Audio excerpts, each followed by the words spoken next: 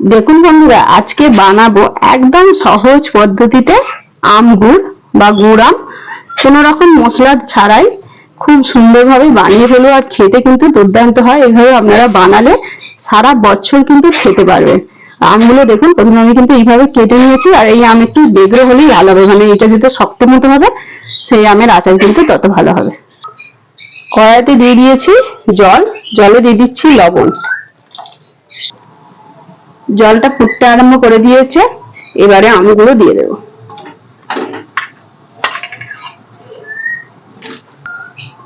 আর বন্ধুরা, তোমরা যারা ভিডিওটা দেখছো চ্যানেলটা সাবস্ক্রাইব করে দিই প্লিজ। বন্ধুরা, চ্যানেলটা সাবস্ক্রাইব করে দিয়ে আমার পাশে থেকো, আর লাইক করে আর কমেন্ট করে জানিও আর কার কার এরকম গুড় আম খেতে ভালো লাগে। আমাদের তো খুবই ভালো লাগে। সিজনে আমের আচার বানিয়ে রাখলে সারা বছর খেতে পারবে। জলটা টকবক করে ফুটছে, এবারে কিন্তু নামিয়ে নেবো। খুব বেশি সিদ্ধ করবো না, এইভাবে করলে আমের খুব টকসানি ভাবটা না কেটে যায়। আর আপনারা চাইলে একবারও করতে পারেন, তাহলে কিন্তু গুড় বা চিনি যেটা দিয়ে করবেন একটু বেশি লাগবে। আমরা ঢেলে দিয়ে কড়াইটা পরিষ্কার করে ধুয়ে নিয়ে এসেছি। দিয়ে দিচ্ছি কড়াইয়ে সর্ষের তেল। আর আমি এখানে বন্ধুরা 1.5 কেজি আম নিয়েছি আর 1 কেজি গুড় দেবো। দিয়ে দিচ্ছি শুকনো লঙ্কা,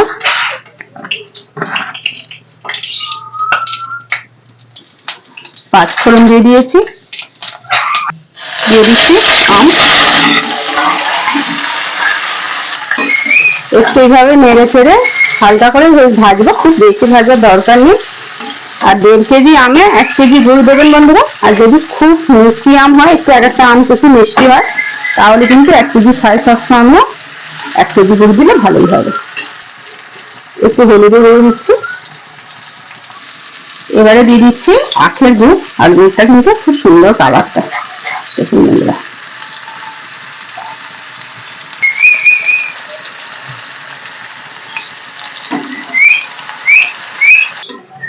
এবারে ভালো করে নাড়বো। গ্যাসের এই সময় গ্যাসটা একটু কমিয়ে রাখবেন আঁচটা। আর দেখুন, আর এইভাবে যদি সুন্দর করে নাড়লে খুব সুন্দর কালারও আসবে। আর কালারটা দেখুন এখনই কত সুন্দর লাগছে। আর এতে কিন্তু বন্ধুরা একটুও জল দেবো না, তাতেই দেখুন কতটা পরিমাণে জল বেরিয়েছে।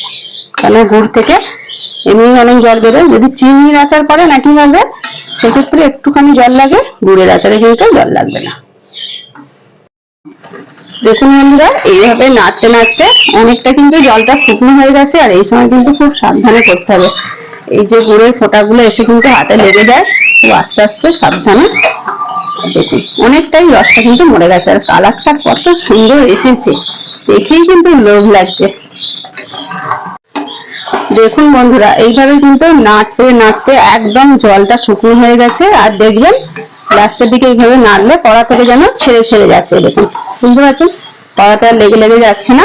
এবারে একদম আচারটা রেডি। আর এই জলটা কিন্তু যতটা শুকনো করে নেবেন ততই কিন্তু আচারটা ভালো থাকবে। আর অল্প রোদে দিলেই কিন্তু খুব সুন্দরভাবে হয়ে যাবে। থালা নিয়েছি, থালাতে ঢেলে দেবো।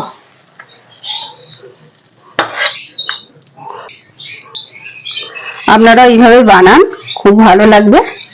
এইভাবে কিন্তু একটু ঠান্ডা করে 2 থেকে 3টে দিন রোদে দেবো। এখন যা রোদ উঠেছে তাতেই কিন্তু একদম শুকনো হয়ে যাবে। আর সারা বছর এইভাবে রাখুন। একদম সিম্পল ভাবে বানিয়েছি, কোনো মশলা ছাড়াই। দারুণ। আজকের মতো ভিডিওটা এখানে শেষ করছি। সবাই ভালো থাকবেন, সুস্থ থাকবেন।